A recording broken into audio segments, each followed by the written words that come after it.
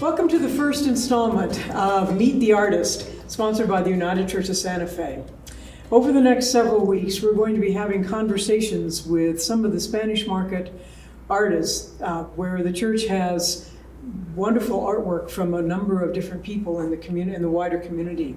Spanish colonial art is an art form that has existed for over 300 years in northern New Mexico, and it's been the way that the faith has been kept alive through very perilous times, through times of a couple hundred years of not having priests in the area.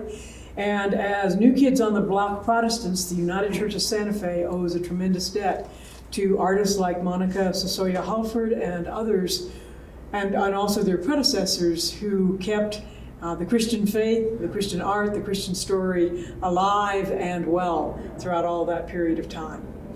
So it's my great honor to welcome as the first artist in this series, Monica Sosaya Halford, whose daughter Vicky is a neighbor of the church across the street.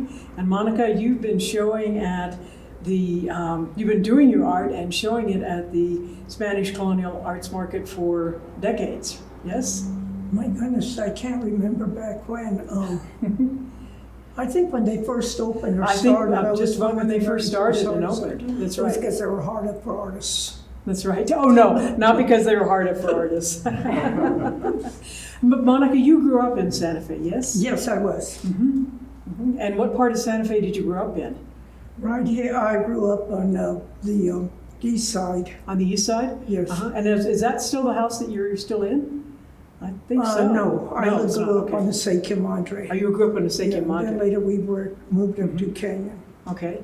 And then, so you grew up here. Did you start doing art when you were a young person, or did you pick up that later? I think I remember doing art when I was in the second grade. Uh-huh. They asked me to put some artwork on the board, and I was so flattered. I thought I was a real great artist. And I figured I didn't have to do other schoolwork that would, past it didn't work. That's great. That's great. But then after high school, you left Santa Fe because you joined the Navy, right? Yes, I did. Okay, to see the world. Well, to see the world, I did see a lot. It was one of my good experiences, and I don't regret it. I loved it. Mm-hmm. I did 4 years. And you were all over the United States, but weren't you in Hawaii for a while as well? I flew to Hawaii, to Cuba, then, and it was really a very good tour of duty. I enjoyed it. I learned a lot, made a lot of friends. That's great. That's great. So, but then the siren song of Santa Fe brought you back here, right? Yeah. Well, we're very glad you came back to Santa Fe. So when did you start doing all of this wonderful leather hide painting and colchas and all the various things? Did you start that early on after you got out of the Navy, or had you? No, right after I was out of the Navy, mm-hmm. I joined Spanish Market. Uh-huh. I can't remember, the year, but it was quite back some time. Mm-hmm. Mm-hmm. And then that's when I did that. I was doing rawhide painting then, okay. And then I did colcha. And I've always enjoyed doing this religious work. Mm-hmm. So with rawhide painting, that's a very old form of art here in northern New Mexico. Now, did you buy the rawhide yourself? Oh, yes, definitely. Mm-hmm. Mm-hmm. And then how did you go about choosing what you were going to portray? We had to choose our subject. It had to be something religious. Okay. Had to do with the church and religious, and that's why I chose them. And of course, the Blessed Mother was my favorite, and I did her, and the different things with the little guy that she appeared to. Oh, right, the Our Lady of Guadalupe. Yeah. Okay, so it tells the whole story of his being out in the wilderness and the little, I forgot his name. I'm forgetting his name too. But anyway, she appeared to him, and right. Right. And then he went to the priest to tell him that had happened. And they didn't believe him. And they didn't believe him. That's right. So she appeared on the mantle, and he showed it to the priest, and they finally believed him. That's right. And she's the first sort of saint of North America, and the first appearance of Nuestra Senora in Nuestra in North Senora de America, Guadalupe. in the Americas, not just North America. She's the That's right. Americas. And her feast day is December 12th, I think, something like that. But it's a big holiday. December here. the 12th, I think. Yeah, I can't remember. I know it's in December. That's great. That's a beautiful, beautiful artwork. Thank you. And so the roses along the side are symbols of her. From the appearance, when she appeared to the little Indian who was Diego. Mm-hmm. Diego, that's it. Yeah, she appeared to Diego. Right, right. And I remember she came back and her whole cloak his whole cloak was filled with roses. Mm-hmm. Mm-hmm. So you have those roses I think along there's the the side. where it shows him showing him the cloak, and then she appears on there. That's wonderful. That's great. So, and this one is a nativity scene. It's a colcha that you did. Yeah, that's done in colcha. Okay. And that's all covered. It's all covered. Okay, right. So colcha is another very old art form here in New Mexico too, isn't it? Yes, it is. It's very old. And in those early days, the women had nothing much to do.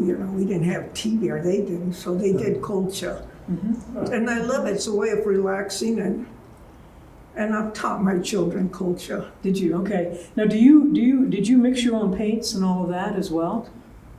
No way. Okay.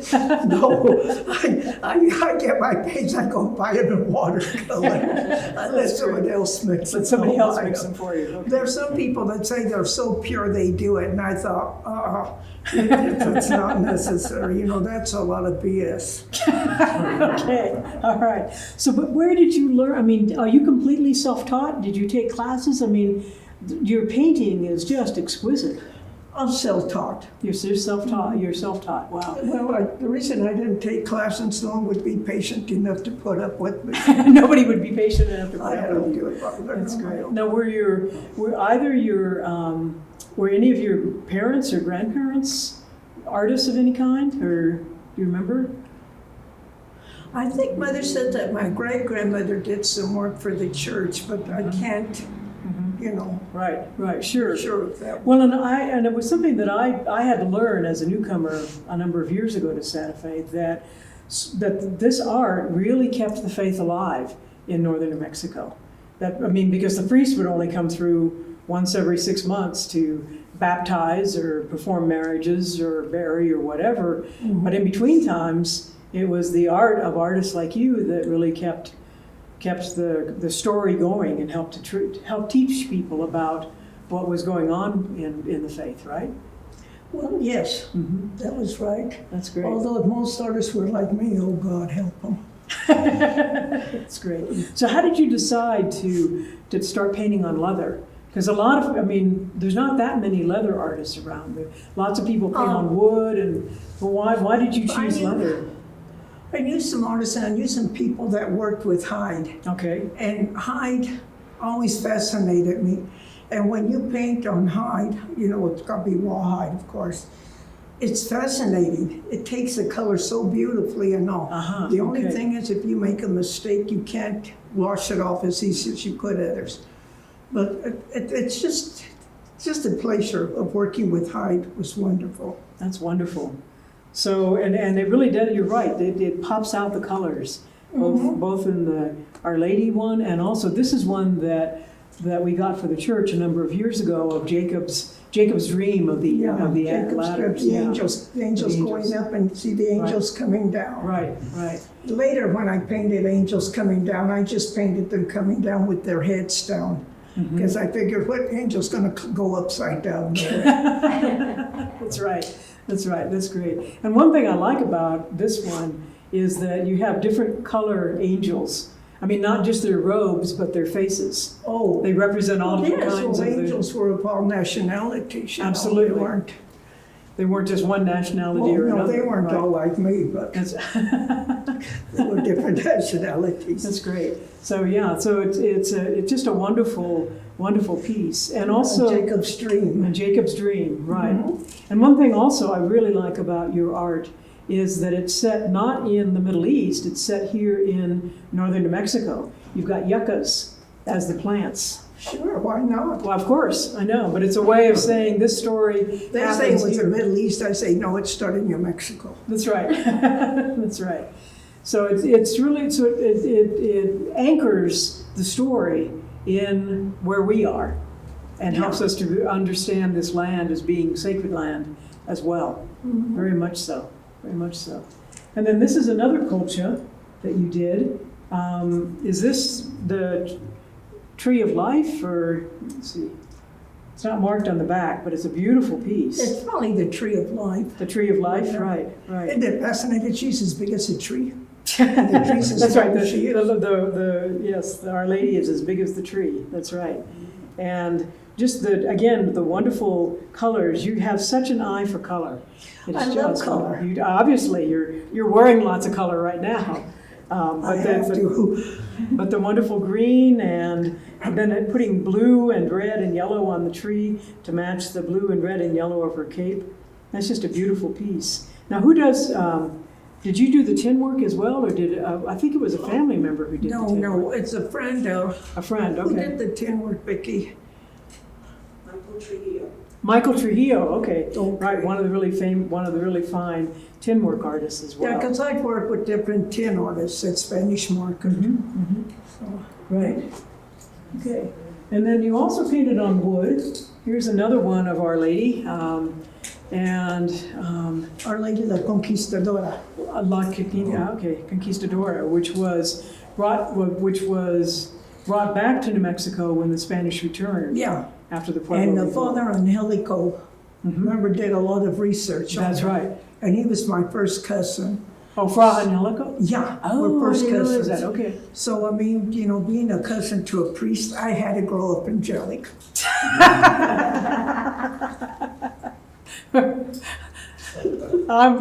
You're moving right along. But again, this is on wood, but your on choice wood. of colors is just amazing.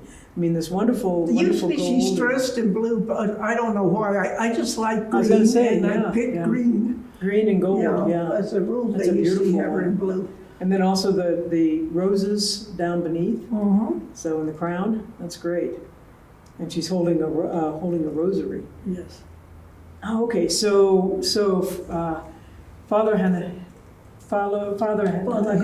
was your first cousin? Was your first cousin? First cousin. Oh, okay. Yeah, on our mother's side. Our And your mother's mother's side. sisters. That's great. And Yeah, Our Lady of, now called Our Lady of Peace. That's great. his real name was Manuel, Yes. but because priest they called him Angelico. Oh, okay. Yeah. That's right. Yeah, because oftentimes Not they that do he change- was that angelic. He was Angelico. Okay, that's great. And then the one right behind you is one that you gave me a few years ago. It's another colcha, and it's a Noah's wonderful Ark. rendition of Noah's Ark. Yeah, I love all the chickens, the other birds. Looks like you have The doves, the flamingos. crows, and That's right, doves, crows, parrots, what the ducks. heck are these birds called? Nightingales, the little black and white Yeah, the ones, little whatever. nightingales and mockingbirds. But I like the flamingo, the pink flamingos Yeah. on the right-hand side too. And then the tin work around it that is stamped 2x2. Yeah, I don't know who did the. Yeah, I don't know if Michael did that again or not, but it's Michael one Michael. I really enjoy. It's a wonderful piece. So when you're painting or when you're doing embroidery, do you know in advance what it's going to look like? Pretty much so. Do you? You know, Okay. you have in mind what you're going to do, or else, Mm-hmm. and you just hope for the best. That's right. I mean, Do you ever get surprised by the way something turns out? That it may not be what you thought it was going to be? a lot of times, yes. You start doing something one way, and you're going to use these colors, but sometimes as I'm working, like I might decide, well, maybe I don't want this color, this blue might not just quite go right or something, so I do change a lot as I work. But when I get started, I have something in mind, but it's never turns out exactly. Well, that's a true artist who lets the media, whether it's leather or paint or embroidery or whatever, also guide you as you go along. So, Yeah, and Do you ever get frustrated with painting? do I get a Do you get frustrated with a piece at times? Not as much as I do with my kids. I'm not sure we should leave that in, so we may edit that one out. Well, those are works of art too, and I think knowing your kids, I think you've done a very fine job with that work of art. When I do colcha, believe it or not, that's a time I usually relax. Doing colcha is very relaxing. I think as you're concentrating and you're just, doing it, and as the piece comes out, you're happy. So it's very relaxing. So in doing colcha, I remember it being, I remember my grandmother and mother trying to teach me how to embroider when I was a kid. And we used a pattern. You could iron on a pattern of embroidery. Oh, yes. But with colcha, you just go for it, right? Yeah, I do my own design. I get the fabric, and I do my drawing. Oh, okay. Usually so you I do do it on paper first. Okay. And then I will trace it on. I will not put it on the cloth, freehand. No way. So it's done first on paper, and then when I get what I want, then I will put it on with. Okay. And then is there a special kind of wool that you use for? Yeah, it should be all wool. Should be all wool. Yeah. Colcha is wool. Yeah, no synthetic. Okay. All right. And does the wool come from northern New Mexico? Does it come from the yarn shop, wherever they get it. It can come from. That's great. Can come from New Zealand or wherever they have sheep hide, but wherever they sell wool, that's where I get the wool. That's where you get the wool from. And the same thing is true with the hides, right? Huh? The same thing is true with the hides. Yeah. That wherever they come from, that's where you get it from. Sure. Got it. Okay. Wherever we get our lamb chops, that's where we get our hides. Okay. That's great. That's great. So this particular one is really quite intricate when it comes to colcha, because you've got all of these colors of Mary's robe and Joseph's robe, Joseph down here. I mean, you've got very small pieces, very intricate design with regard to his robe, and also with the angel's robe. So it's he's really quite. I mean, there's lots of detail that you put into this. Well, when I'm doing colcha, I love color, which is pretty obvious. Yes, right. So as much I can use, as many colors as I can, I will produce it. That's great. Yeah, and I did enjoy doing that piece. That is a beautiful piece. So I've heard, or I've been talking with some of the other colonial artists. Some of them talk about the fact that when they're painting or when they're carving or whatever form they're doing, for them it's a very spiritual and meditative experience. Well, it is, and it depends on the mood. If my kids do something that I'm not happy, I'm not using nice words, believe me. as you're doing the culture, right? Yeah, and as you see, the Blessed Mother's probably going, oh my gosh.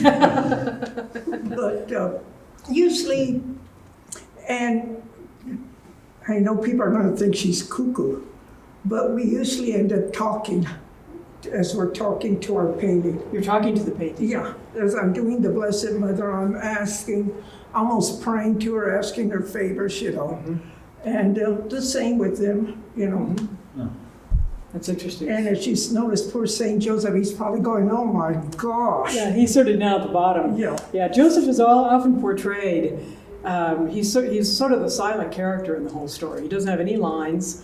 And oftentimes, especially like in Renaissance art, I've seen where he's sort of in the back with his head on his hands, almost falling asleep, sort of going, what the heck is going on?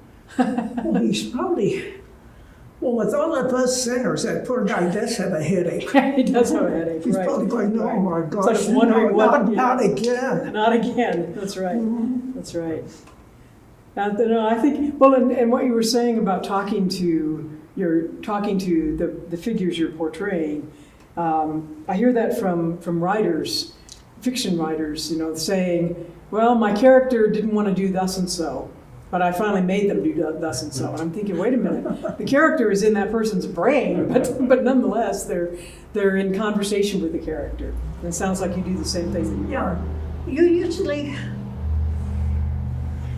sounds like sound crazy, but No, I don't know. usually You're an when artist. you're painting, you're talking, almost talking to like the Blessed Mother, you know. Please, Blessed Mother, you want to look pretty, you better let me paint you. Do you nice or else? Or, you know, you talk, you kind of converse with their painting, you know. That's great. And So St. Joseph, you know, like he's saying, oh my God, is she telling me again about her kids? Jeez, I have to hear this. that's great. My kids can be characters. Just like your characters in the story.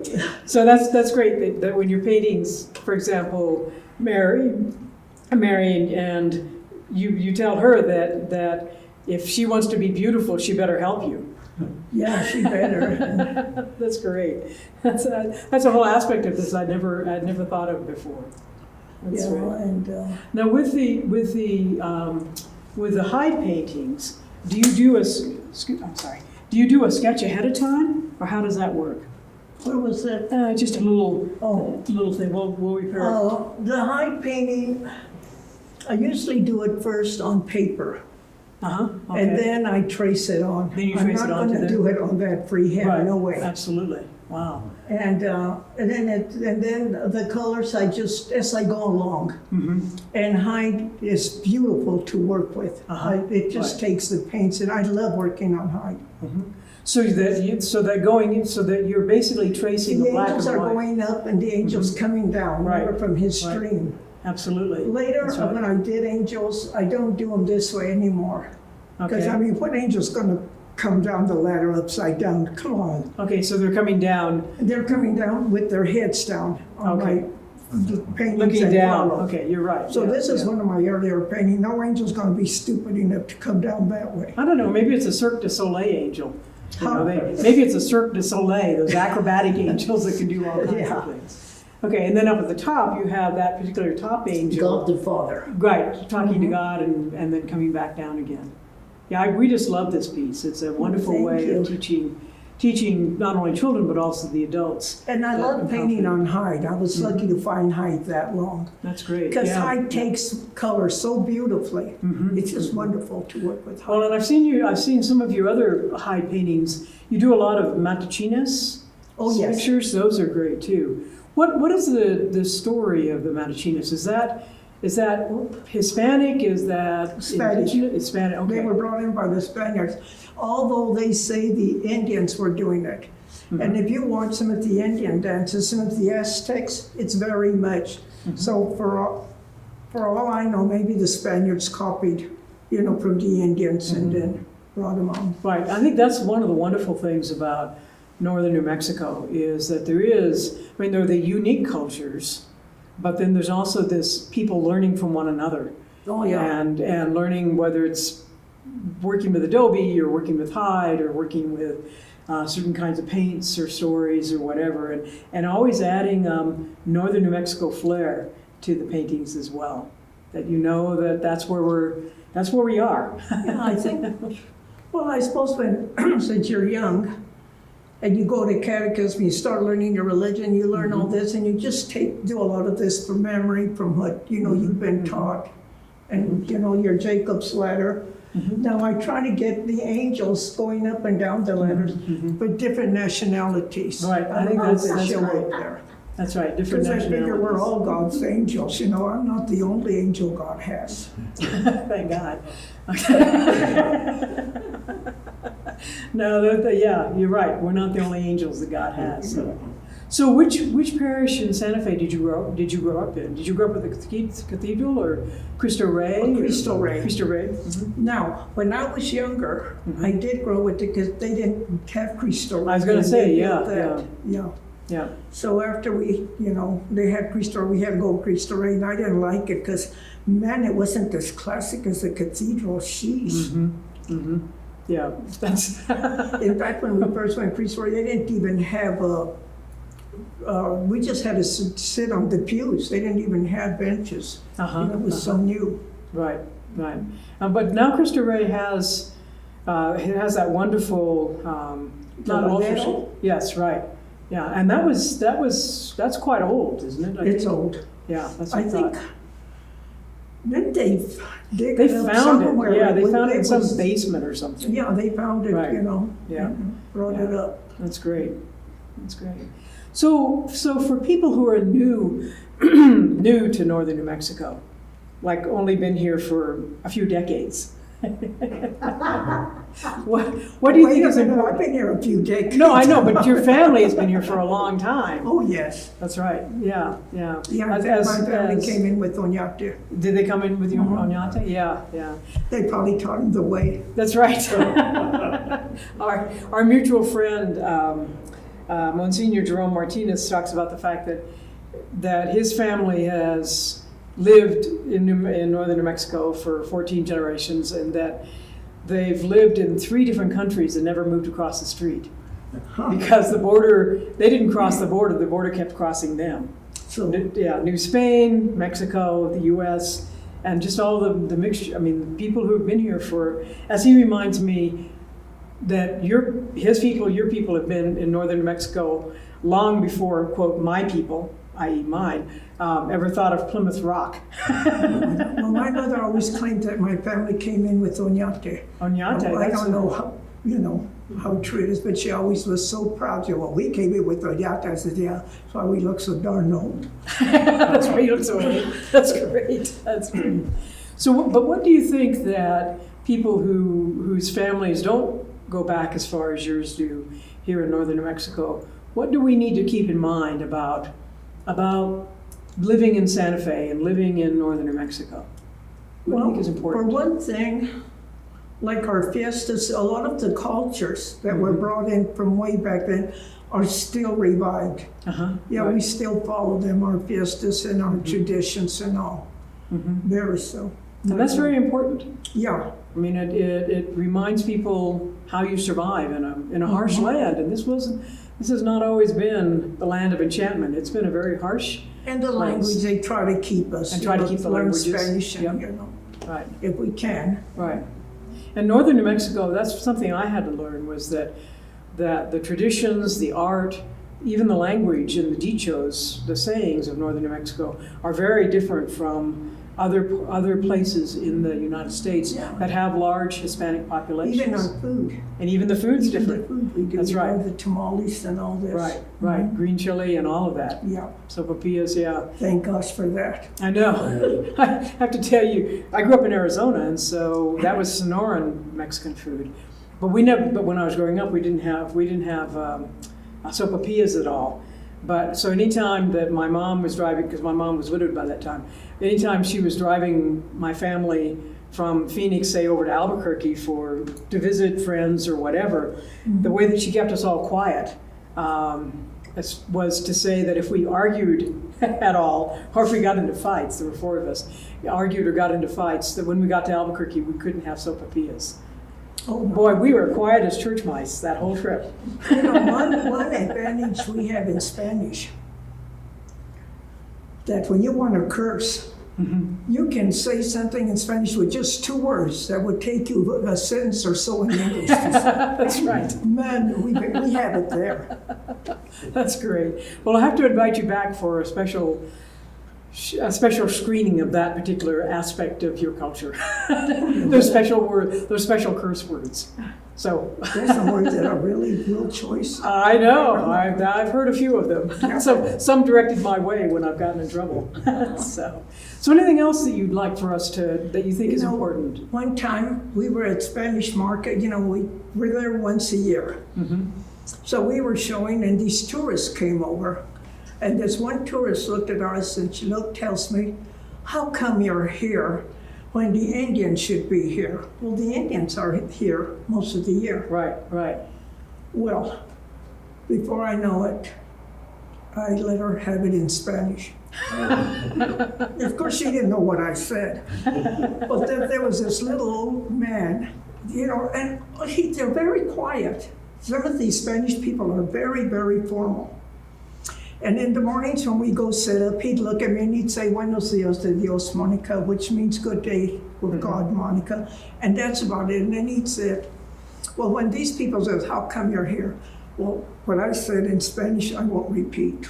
But the little old man looked at me, who I thought was never listening. He says, Monica, con esa boca comes, which means, Monica, you eat with that mouth. Apparently, I cursed the guy pretty well. Monica, you eat with that mouth? Yeah, con esa boca comes, and you can eat with that mouth. And I thought, oh my God, I didn't realize he was listening to me.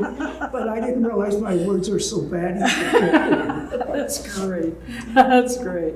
Well, again, I mean, I really have appreciated Spanish Market through the years because it's taught me a lot. You and other artists have taught me a great deal. And then in turn, you've taught this congregation about northern New Mexico, about the diversity of the Christian faith, about all the mixing of various cultures and understandings, and also all different kinds of ways of portraying the story, those very important stories. And for that, I'm extremely grateful, personally and on behalf of this congregation.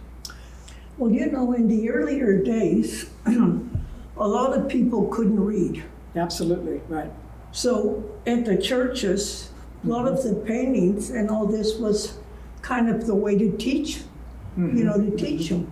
Absolutely. And that's... Well, you teach very well. Well, the reason I learned to paint, I couldn't write that well. So I was this year. That's great. That's great.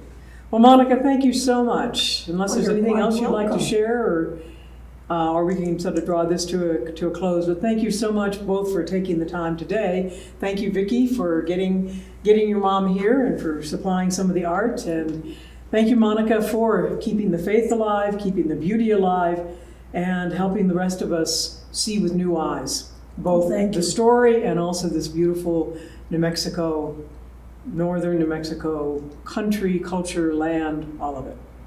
The whole enchilada.